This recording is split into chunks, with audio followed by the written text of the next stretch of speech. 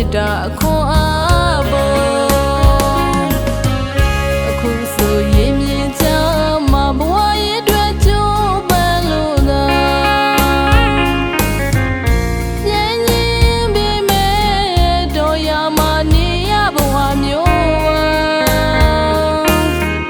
အနေခဲဘဝတွေကိုစိတ်နာစရာအတွေ့လို့သာရှိမှန်းထားသမျှရှိမှပြင်းနေတာမင်းရဲ့ငို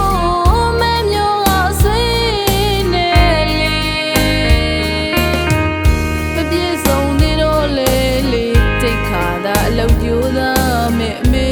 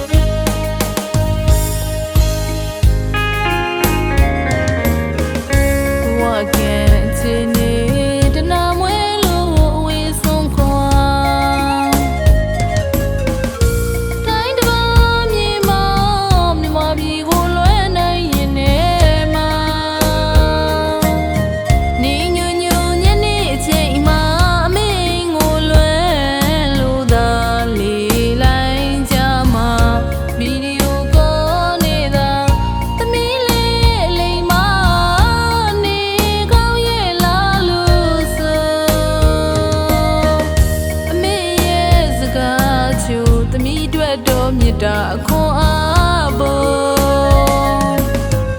အခုဆိုရင်မြင်ချမှာဘဝရဲ့အတွက်ကြိုးပမ်းလို့သာ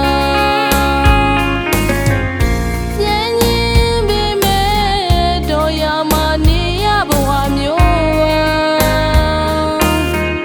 အနေခဲဘဝတွေကိုစိတ်နာစရာအတွေ့လို့သာရှိမှန်းထားသမျှရှိမှပြင်းနေတာမင်းရဲ့ငိုမမျိုးကဆွေးနေလေမပြေဆုံးသေးတော့လေလေတိတ်ခါသာအလုပ်ကြိုးစားမဲ့အမေမပြေဆုံးသေးတော့လေလေတိတ်ခါသာအလုပ်ကြိုးစား